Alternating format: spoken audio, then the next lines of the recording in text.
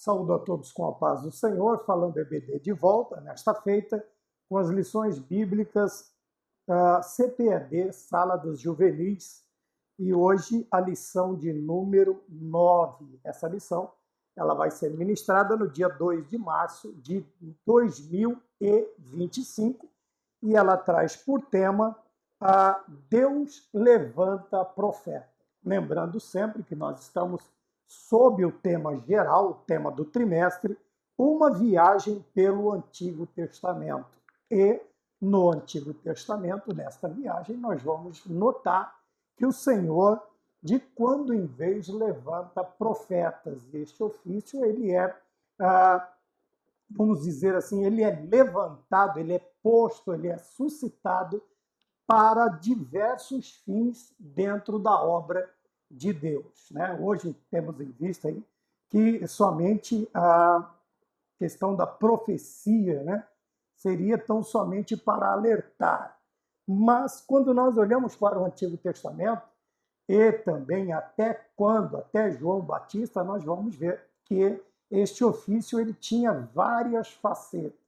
Deus tinha vários objetivos, propósitos com o ministério profético. Então, Deus levanta profetas, é a lição de número 9, que vai ser ministrada no dia 2 de março de 2025 e está baseada em 2 Pedro, na segunda carta que Pedro escreve, no capítulo de número 1, os versículos 20 e 21, onde nós extrairemos 3 importantes observações dentro deste versículo. Sabendo primeiramente isto, que nenhuma profecia da Escritura é de particular interpretação, porque a profecia nunca foi produzida por vontade de homem algum, mas os homens santos de Deus falaram inspirados pelo Espírito Santo.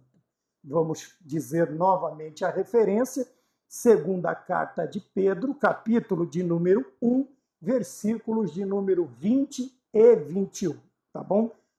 Como sempre, lembramos também os objetivos da lição, que são 3. Os objetivos desta lição descrever o surgimento e o ofício dos profetas registrados na Bíblia. Ofício, guarde bem esta palavra.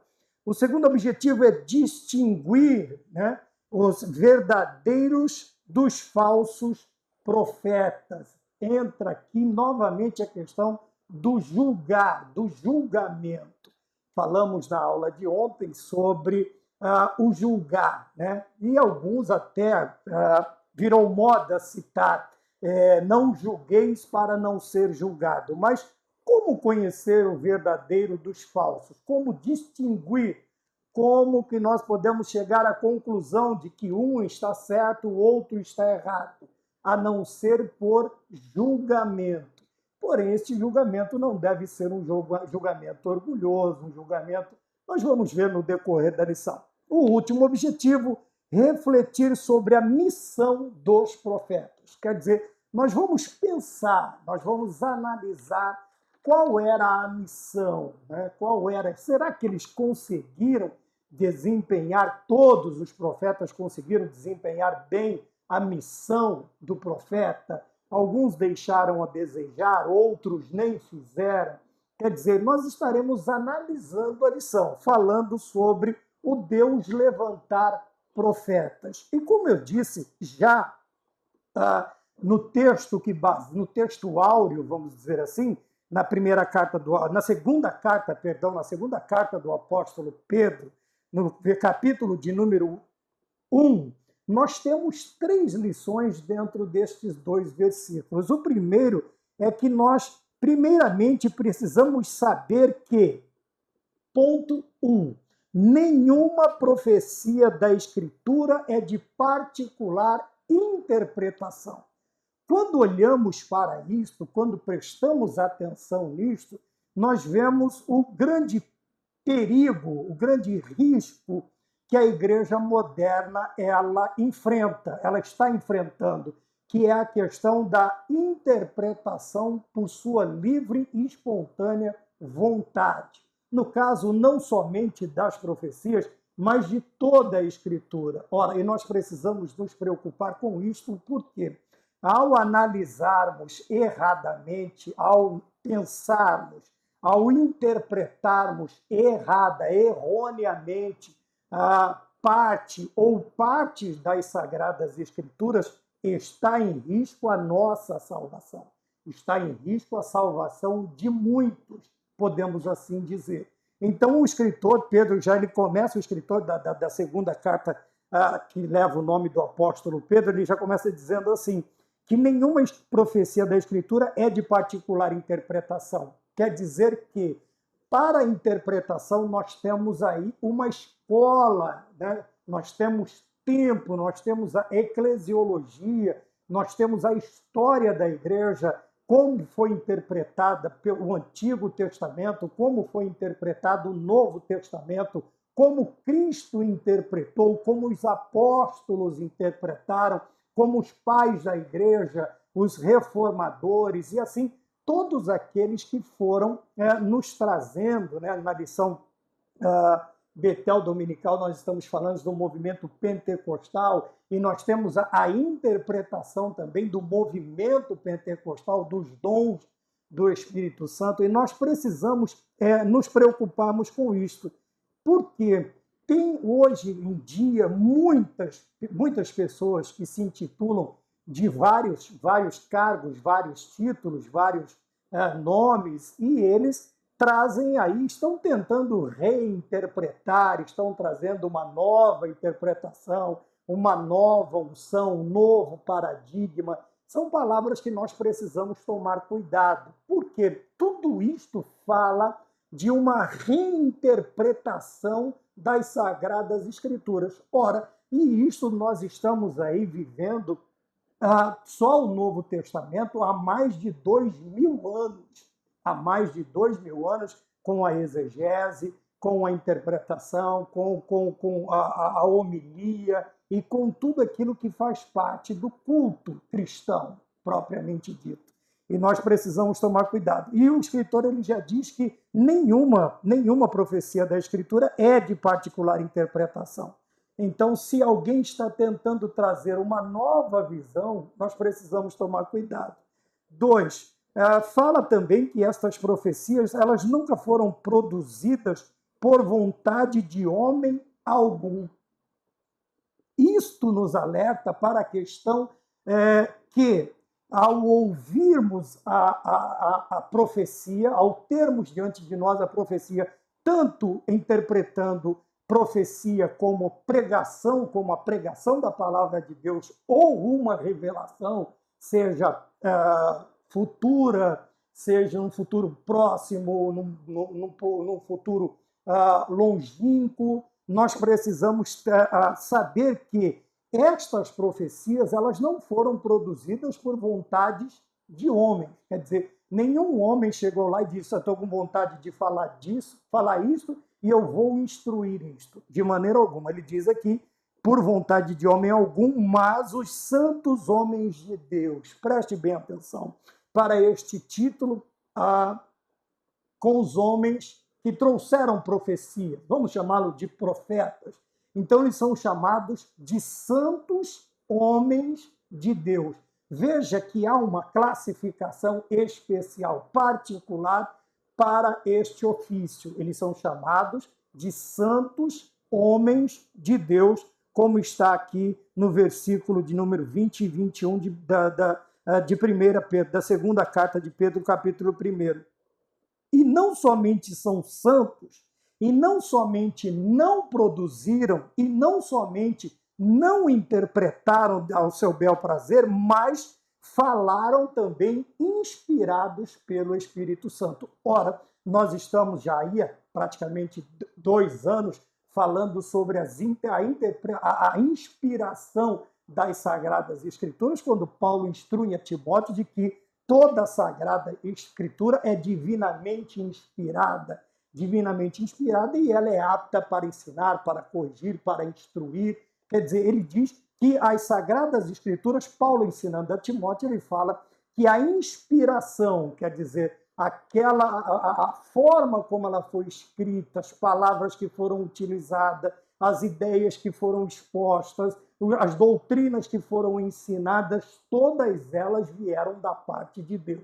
Todas vieram da parte de Deus. Então, vejam, nós não temos aqui profetas profissionais, quer dizer, aqueles que profetizavam por dinheiro. Tem, nós vamos falar sobre isso, mas não vamos chamá-los de profissionais, vamos dar outros títulos a eles. Nós podemos falar de profetas que falaram de sua própria vontade, mas veja que já é nos esclarecido na questão de quando Deus levanta o profeta, levanta segundo estas três particularidades que nós temos nesse versículo. Primeiramente isto, que nenhuma profecia da Escritura é de particular interpretação. Então, todos eles que profetizaram, eles tiveram interpretação. Quando olhamos para os homens e mulheres que profetizaram, todos eles, antes, eles foram buscar a direção de Deus, a intenção de Deus, a vontade de Deus e a confirmação de Deus para transmitir aquela mensagem. Eles simplesmente não acordavam um dia de manhã e simplesmente saía falando aí aos quatro cantos, aos quatro ventos. Não, eles iam buscar em Deus a explicação, a interpretação. Depois, essas profecias não são... nós já vemos que a verdadeira profecia ela não é de produção humana. Por quê? Porque geralmente o profeta verdadeiro ele nunca atrai para si sucesso ministerial. Vamos dizer assim, ele nunca atrai sucesso, amigos, clubes, fã-clubes e assim sucessivamente. Não, os profetas que profetizaram segundo a vontade de Deus, ao invés de terem um fã-clube, pelo contrário, eles atraíam inimigos e alguns deles chegaram a dar cabo de profetas por causa da mensagem.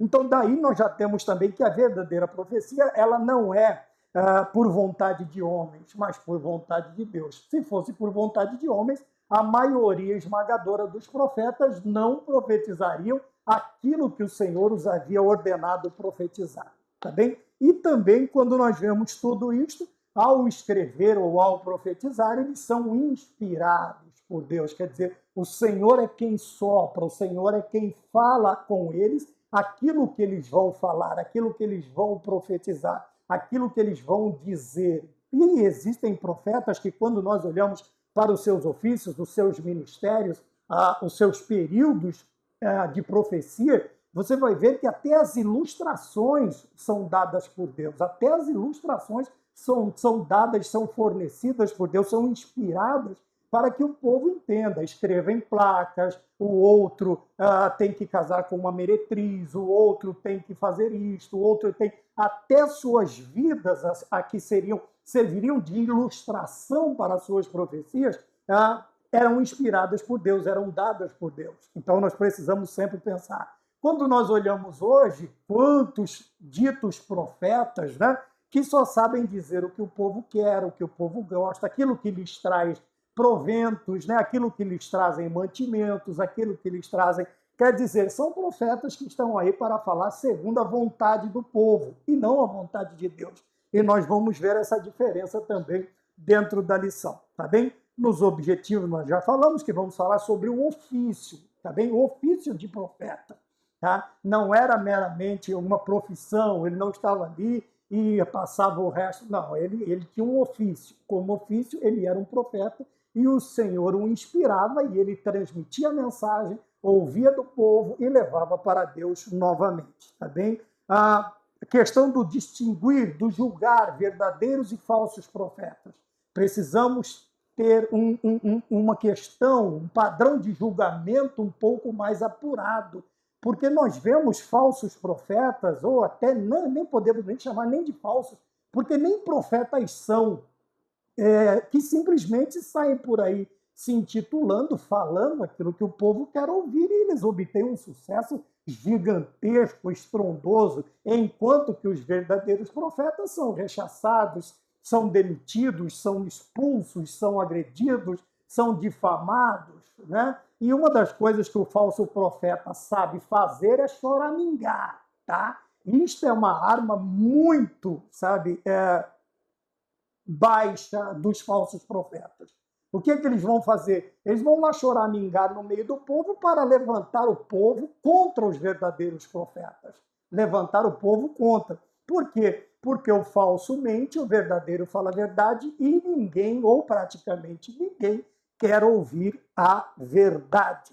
E refletir sobre a missão, quer dizer, o trabalho profético, o ofício. Nós vamos pensar como era feito, como ele era como eles eram chamados, por que eles eram chamados, quando chamados, havia resistência, ou já, oba, sou um profeta, Deus me chamou para ser profeta, maravilha, ou começamos a dar desculpas, ou começava-se a dar desculpas. Vamos pensar sobre a missão dos profetas, tá bem? E no ponto de número 1, o movimento profético, nós vemos aqui os profetas da Bíblia, tá bem? E já no primeiro parágrafo está escrito assim: o registro do termo profeta atribuído a um ministério constante, quer dizer, algo que foi quase como uma função diária, diuturna, ser profeta, na nação de Israel, começou com a monarquia. Por que começa com a monarquia? Veja, nós vamos ver a função dos profetas na vida de muitos reis. Na vida de muitos reis. Então, por que era necessário praticamente um profeta como função, um ministério constante, contínuo dentro dos palácios? Tá bem? Mas ele também traz uma ideia aqui de que, assim como nós consideramos o profeta, o ministério constante de profético, ele nos moldes do Antigo Testamento, ele termina com João Batista. Calma, sensacionistas, não fiquem felizes, não é isso que a Bíblia está falando. Nos moldes, quer dizer, do padrão que nós conhecemos do primeiro profeta até João Batista, nós vamos ver este tipo, este molde, este padrão, este modelo, esta forma de trabalhar, nós vamos vê-lo até João Batista, tá bom? E depois disso, extinguir os dons, extinguir o dom de profecia? Não. Tá? Então, o sessionista, senta aí um pouquinho, escuta mais um pouquinho, que a gente vai um pouquinho mais adiante. Tá? Não cessa o dom de profetizar, o dom de profecia. Cessa-se o ministério como conhecemos. Tá? A forma, o modelo, o molde de trabalhar, a forma de trabalhar, principalmente dentro dos palácios, nós vamos ver cessar em João Batista. Mesmo assim, de Malaquias a João Batista, são 400 anos sem profetas, sem profecia. Por isso o povo aflui tão prontamente para o deserto quando ouve que tem uma cana sendo agitada pelo vento lá no deserto, chamado João Batista. Tá bem? Então nós temos aí ao começo, né, do ministério como conhecemos, que começa junto com a monarquia, e também vemos o fim dele, deste molde, desta forma de trabalhar, nós vemos quando encerra-se em João Batista. O molde, a fórmula, a forma de trabalhar, não o dom. Tá bem? 2. O serviço dos profetas. Por que eram imprescindível? Quando nós olhamos para a lição, nós vamos ver que eram homens dotados de uma característica diferente dos demais homens. Eles tinham uma coragem, não era exagerada, mas era uma coragem notória. Eles eram praticamente os únicos que ousavam corrigir, chamar a atenção de reis, de pessoas abastadas, quando estes tais praticavam comportamentos pecaminosos. Tá bem? Quando eles cometiam desvios espirituais, e eles chamavam a atenção de reis e de sacerdotes. Veja, quando nós olhamos para o pecado de Davi, nós vamos ver que não é qualquer pessoa que vai chamar a atenção depois que ele, além de se deitar com Betseba, ele simplesmente coloca seu marido na linha de frente para que ele seja morto, tá bem? Para que o seu pecado não seja descoberto. Mas aparece um homem chamado de Natan Navi, quer dizer, Natan o profeta, quer dizer, e ele chega e veja como ele conversa, né? Aquela amizade toda, aquela educação, aquela polidez, e ele conta uma parábola, ele conta uma história, tá? Quando ele viu que a sua parábola surtiu efeito na vida do rei, é o momento em que Davi se exalta, ele fica nervoso, ele diz, fulano tem que morrer porque ele matou a única ovelha da família, que era como um filho e se alimentava até à mesa junto com a família. E quando ele se exalta, que Natan presta atenção, ele entende que a mensagem surtiu efeito, ele diz, olha, este tal é você, Davi. Você, então, tem que morrer. Você fez isso. Veja que, apesar de ele usar de uma polidez, de educação, ele não deixou de corrigir o rei. Ele não deixa de falar para o rei, de apontar o seu pecado. Por isso, veja, eram os únicos que ousavam a corrigir comportamentos pecaminosos e desvios espirituais vindos até mesmo de reis e sacerdotes. Está aqui, está aqui. Né? E quantas vezes nós vamos ver sacerdotes e sumos sacerdotes sendo chamados a atenção? Micaías é um deles, ele chama, eu acho maravilhosa a história do profeta Micaías, quando ele chama a atenção, e dois reis o chamam, e um profeta, um sumo sacerdote se irrita, lhe dá uma bofetada no rosto, né? Acabe fica irritado, e ele fala, olha, então vamos fazer o seguinte, se eu não falo, se Deus não falou através de mim, quando você voltar, Acabe, você pode fazer o que você quiser, mas Acabe não volta, Acabe não volta. Tá bem? E tudo aquilo que Micaías havia profetizado. Então, nós vemos aqui o serviço do profeta. Mais adiante, nós vamos ver que também não é só, mas 99% das vezes em que o sacerdote era posto ao trabalho, a sua mensagem era mensagem de correção, eram mensagens... Nós vamos ver alguma coisa, eu até esqueci de abrir aqui, mas nós vamos ver alguma coisa sobre... Será que profeta só falava duro? Será que profeta só falava duro? Será que profeta só falava mal? Né? Acabe olhou para Micaías e disse assim, até quando eu vou ter que te conjurar a falar a verdade para mim? Né? E Micaías tinha dado uma mensagem boa para Acabe, mas Acabe sabia que não era verdade, porque Acabe conhecia tanto ele, quanto Micaías, quanto Deus. Então, nós sabemos quando o que estamos recebendo é verdade.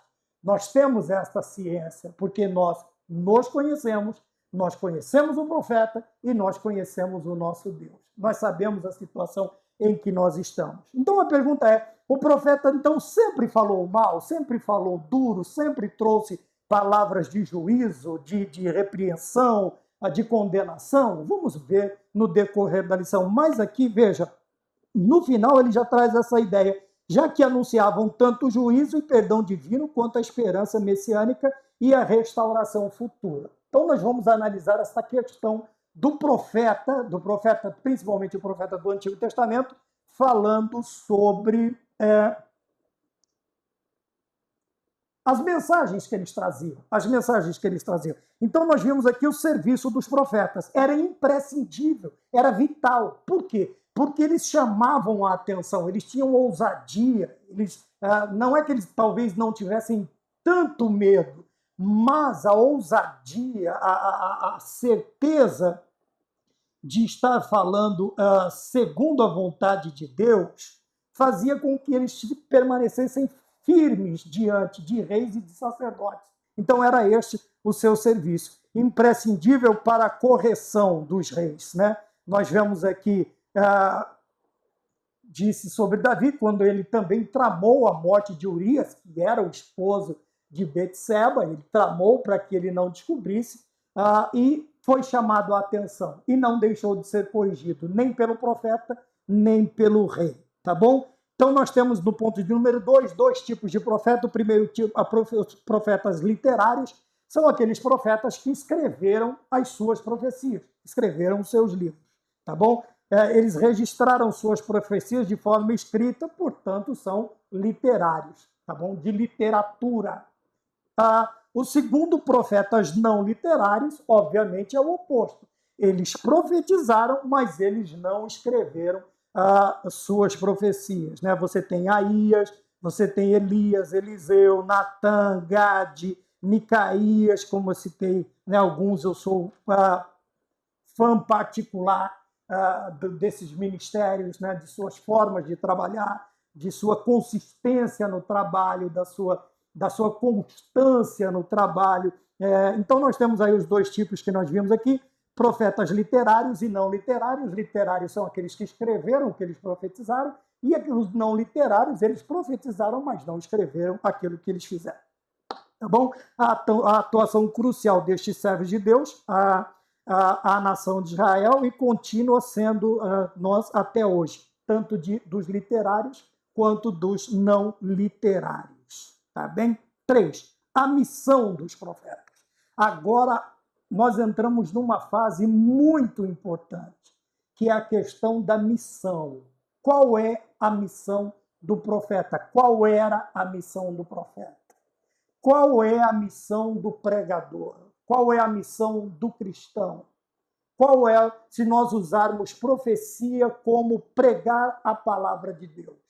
Tá? E o dom de profetizar, obviamente, como pentecostais que somos, cremos no dom da profecia, no dom de profetizar. Tá bem? Mas ainda que tem alguns que dizem, não, profetizar na Bíblia é pregar, não é o que eles fazem. Tá, então vamos pegar a sua ideia. Vamos trabalhar com esta ideia primeiro, então. Se é pregar, veja, qual é a nossa missão como profetas, como pregadores da palavra de Deus? Primeiro, é uma missão difícil, é uma missão árdua, é uma missão espinhosa, em qualquer sentido, seja no dom de profetizar, de você revelar, ou de você pregar, porque a pregação ela tem a característica de as pessoas, como diz Joel, os moradores da terra, eles vão se incomodar por causa da mensagem. E muitas vezes eles não se incomodam até com a pessoa do pregador, mas eles vão se incomodar com a mensagem. A mensagem vai bater em seus corações, vai furar os seus corações, vai ferir suas almas, vai ferir sua mente. E isto vai fazer primeiro com o quê? O tópico 3.1, perseguição aos profetas. Veja, por isso eu disse que não é uma missão muito fácil. E por isso a grande maioria, abraça a missão de bajuladores, não de profetas. Não de profetas. Principalmente quando tem que profetizar para pessoas de alta estirpe, reis, sacerdotes. Você está me entendendo? Hoje nós estamos falando de reis e de sacerdotes porque não os temos hoje. Não os temos no Brasil. Mas temos referências, posições, cargos que estão ali próximo a isto. Tá bem? Então, alguns preferem abraçar a questão da bajulação, da mentira, do engano, da omissão. Por quê? Veja, a missão de um profeta é clara: entregar a mensagem de Deus, seja para quem for, seja a mensagem qual for. Isto já me ensina que o profeta não pode escolher o que ele vai pregar. O profeta não pode escolher nem o que ele vai pregar ou anunciar e nem a quem, tá? Nem a quem. Porque é muito fácil falar com o pequeno, é muito fácil falar com o humilde, é muito fácil falar com o pobre.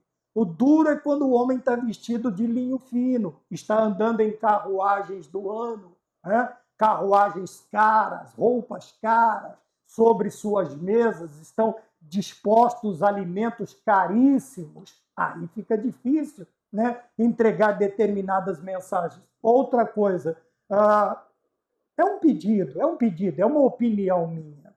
Deus não entrega recado. Recado é coisa de menino. Deus entrega mensagens. Ele levanta os seus profetas para pregarem a mensagem de Deus. Quem entrega recado é garoto de recado, é menino de recado. Deus não entrega, eu tenho um recado para você de Deus. Deus não manda recado. Mas se alguém chegar em mim e falar, Deus tem um recado para você, eu digo, eu não quero ouvir. Se for uma mensagem de Deus para mim, a meu respeito, quero ouvir. Agora, recado, qualquer um dá recado. Tem até hotéis de tão bacanas que são, que tem lá os mensageiros, os meninos de recado. E eles saem levando recados para todos os quartos, para os moradores, para, sei lá, os hóspedes, para quem quer que seja que esteja ali ou frequentando tão somente como eu digo, o refeitório, o refeitório do hotel, esqueci o nome agora. Tá bem? Então, isso leva a recado. Homens de Deus entregam mensagens de Deus. Sério, seríssimo. Tá bem? Sisudo, sabendo para quem ele está trabalhando e com o que ele está trabalhando. É só uma opinião, é só um pedido. Tá bem? Então, veja, a missão do profeta é entregar a mensagem, seja qual ela for, e para quem quer que seja. Então, o profeta não pode escolher para quem ele vai falar. Então, pelo fato de os genuínos profetas entregarem exatamente o que o Senhor mandava, o que acontecia, as perseguições, como eu já disse. E algumas perseguições chegaram até a alguns profetas, nós temos, né, profetas que foram sentenciados à morte. Veja, nós temos Isaías cerrado ao meio, nós temos, segundo a história, parece que Jeremias foi apedrejado no Egito. Nós vamos ver muitos profetas mortos, martirizados, mortos por causa de suas mensagens,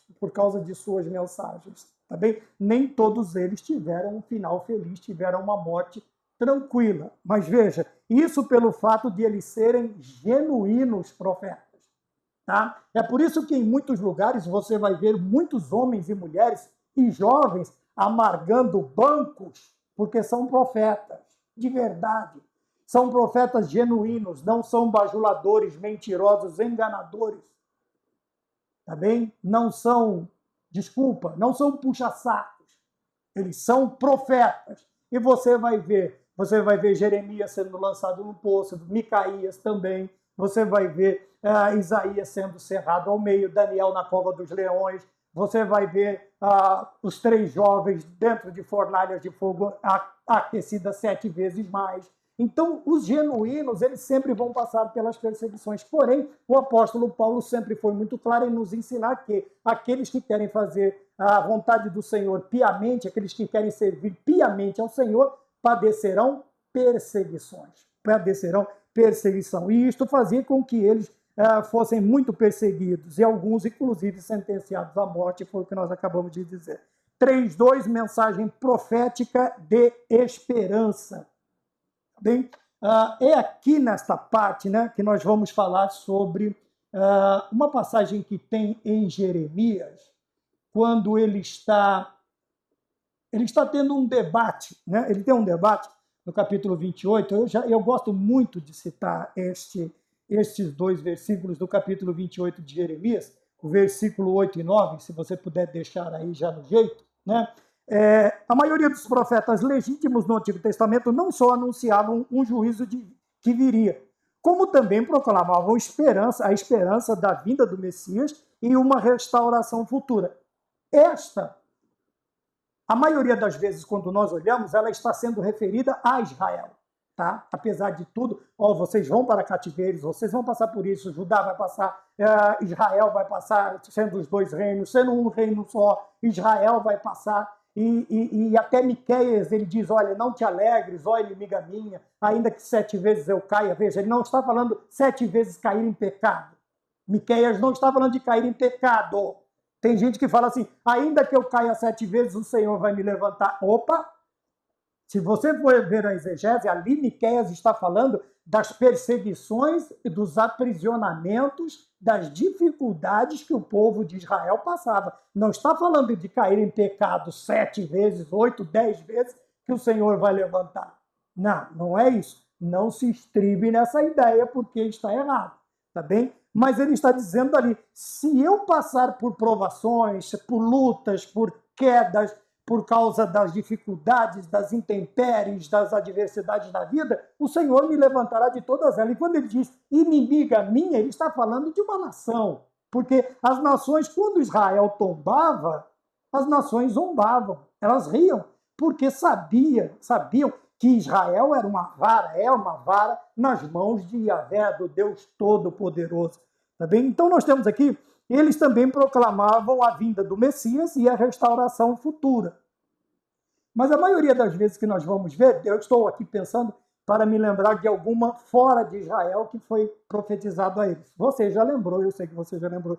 É que como a minha mente já está num embalo, ela vai ficar mais difícil de achar. Mas a maioria, vamos ficar por agora assim, a maioria das vezes que Deus fala de restauração e da vinda do Messias, ele está falando com Israel. Por quê? Veja, há uma discussão no capítulo 28 de Jeremias, no versículo 28, que diz assim, os versículos 7, 8 e 9. Vamos ler 7, 8 e 9. Mas ouve agora esta palavra que eu falo a ti e a todo o povo, para que ouçais. Os profetas que houve antes de mim e antes de ti, desde a antiguidade, profetizaram guerra, mal e peste contra muitas terras e grandes reinos. O profeta que profetiza paz, ou profetizar paz, só ao cumprir-se a sua palavra, será conhecido como profeta de fato, enviado do Senhor. Então, nós vemos aqui Ananias dizendo 2 anos, Jeremias 70 anos de cativeiro, aí Ananias quebra um canzil, quebra o segundo canzil, né? A cangaia, aquilo que estava em volta do pescoço, e na terceira o Senhor coloca uma de ferro e diz para ele, olha, é 70 anos, pronto, acabou. 2 anos depois, Ananias morre. 2 anos depois desse embate, Ananias morre. Mas Jeremias disse a ele o seguinte, que os profetas que existiram antes deles, desde a antiguidade, profetizaram o quê? Guerra, mal e peste contra muitas terras e grandes reinos. O profeta que profetizar paz, só ao cumprir-se sua palavra, será conhecido como profeta de fato enviado do Senhor. Não é que o profeta só profetize derrota e desgraça, não é nada disso. É que majoritariamente as mensagens eram de correção, eram de cobrança, eram de alerta, eram para chamar a atenção das nações. E isso também até para o povo escolhido.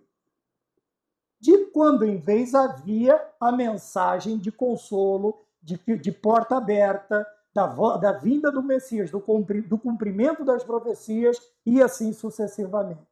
Tá bem? Então, quando nós olhamos hoje os profetas, tem profeta hoje que ele só sabe, é só profetada, profecia que é bom nada. Tá bom? Ele vai sempre falar bem aquilo que você quer ouvir, a sua vida está uma miséria, mas está uma benção. Você é uma benção, Deus vai abrir a porta, Deus vai fazer isso, Deus vai fazer aquilo, na sua casa não entra. É esse pessoalzinho que tem aí milhões de seguidores, milhões, porque suas mensagens são águas com açúcar, não são mensagens, é uma mera caixinha de promessa. Só vive falando de promessa, de coisa boa, mas chamar a atenção para a santificação, para o retorno à presença de Deus, para buscar-se um avivamento, para estar diante do Senhor, fazer a obra, evangelizar, missões, contribuir, dar o dízimo e uma infinidade de mensagens que cutucam o povo, esse eles não pregam. Pelo contrário, eles falam mal para ficarem bem com os povos, tá bom? Mas o tema da nossa lição agora, hoje, lição 9, é Deus levanta profeta. Que tipo de profeta? Faz tempo que eu estou querendo fazer essa pergunta. Quando o Senhor Jesus Cristo ele olha para os povos e diz assim, o que saístes a ver? Uma cana agitada pelo vento? O que saístes a ver? Uma cana agitada pelo vento? E digo mais, não somente uma cana agitada pelo vento, mas o que saístes a ver? Os homens vestidos de linho fino, eles não estão aqui. Eles estão nos grandes palácios. E eu digo mais, além de uma cana agitada pelo vento, nascido de mulher na terra, não há maior do que João Batista. Porém, aquele que for menor do que ele aqui, será maior do que ele no céu. Veja, o Senhor está dizendo assim, o que é que vocês estão procurando? Vocês vieram aqui até a beirada aqui do deserto, o que vocês querem ver? Vocês querem ver uma cana agitada pelo vento? Está lá, vestido de pelo de camelo, um cinto de couro cingido aos seus lombos, ele está comendo mel silvestre, ele está comendo gafanhotos.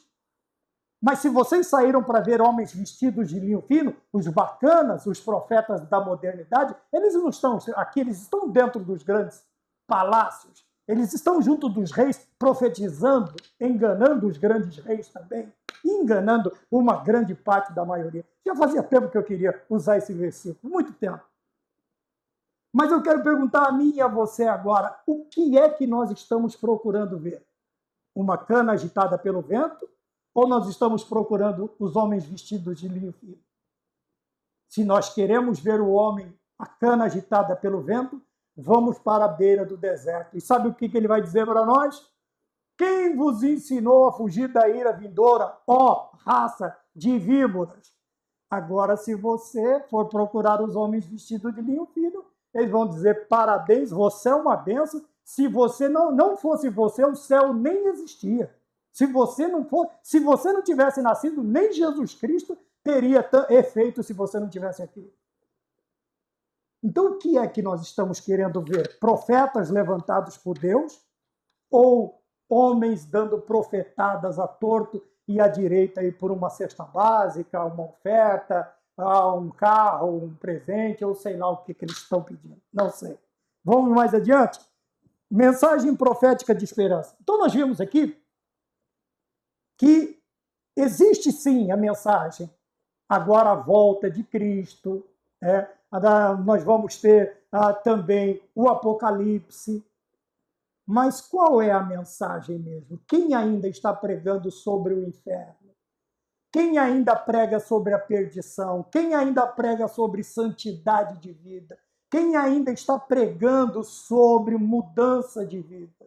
São muito poucos. E quando os tais pregam, os homens vestidos de linho fino, permita-me apontar o dedo, os homens vestidos de linho fino sentam eles nos últimos bancos e deixam jogados lá. Sabe por quê? Porque chama de palhaçada, fala que o púlpito não é circo quando a mensagem é dura, quando a mensagem é verdadeira. Tá bem? Existe meninice no ministério profético? Existe. Mas existe muita profecia que Deus está querendo falar e os homens não estão querendo deixar. E estão enjaulando os profetas. Estão enjaulando os profetas. Por isso, a lição o ponto de número 4, os falsos profetas, a primeira coisa que diz é acautelai-vos dos falsos profetas. Eles eram imorais e se popularizavam justamente por profetizavam o que o rei e o povo gostariam de ouvir. Foi o que eu acabei de falar agora. Por isso, nós precisamos tomar cuidado, nos acautelarmos, precisamos nos proteger, precisamos vigiar, porque a única coisa que eles sabem fazer é se popularizarem, fazendo o quê? Pregando o que o povo e os grandes querem ouvir. Só isso, tá bem? 4.2, e o último, discernindo o espírito maligno, de novo a questão do julgamento. É por isso que às vezes eu fico preocupado com essa questão, não julgueis para não ser julgado. Irmãos, nós precisamos julgar. Veja, o Espírito, né, na primeira carta aos Coríntios, capítulo 12, versículo de número 10, nós vamos ter um versículo que diz ali que nós precisamos ter o dom de discernir espíritos. Deixa eu achar aqui, 1 Coríntios 12, 1 Coríntios, capítulo 12, primeira, porque é uma epístola, é uma carta, o versículo de número 10. Há outra operação de milagres, há outra profecia, há outro discernimento de espíritos. E como vai se discernir o espírito? Não é analisando, não é julgando, não é prestando atenção. Como é que eu vou discernir o espírito de engano? Veja, qualquer que leva o povo à idolatria. Primeira coisa que o falso profeta, o espírito maligno, a falsa profecia, o falso profeta, ele vai fazer é o quê? Te levar à idolatria. Seja a idolatria dele mesmo, como ele sendo um grande profeta, né? E você vai ter que passar a servir ele com dinheiro, alimento, isto, aquilo. Ou a idolatria, ele vai pôr alguma outra coisa. Se não for ele, vai ser uma outra coisa antes de Deus, porque a idolatria é tudo que eu coloco à frente de Deus, tá bem? Ou o falso profeta vai te levar a praticar qualquer comportamento não condizente com a palavra, tá bem? Aquela coisinha de não tem nada a ver, isso é conversa de pastor, isso é coisa de velho, isso está fora de moda, isso aqui nem existe mais. Então, por que se preocupar com isto? Não. Faz o que você quiser, faz o que quer, fique da maneira que você bem entender, né? como é que é? Entre como está, fique como quiser e saia da maneira que você bem entender. Uma que Deus nunca vai permitir que você faça isso. Ele vai mudar a sua vida. De um jeito ou de outro, ele vai te provocar para você sentir a mudança. Mas um comportamento não condizente com a palavra de Deus é mensagem de falso profeta. Mensagem de falso profeta. Outra coisa, uma mensagem que faça com que as suas características mudem das características de Cristo. O seu caráter vai ser diferente do caráter de Cristo. A sua personalidade vai ser diferente da personalidade de Cristo. E isto também é obra de falso profeta, de falsa profecia, de espíritos enganadores, como Paulo disse a Timóteo.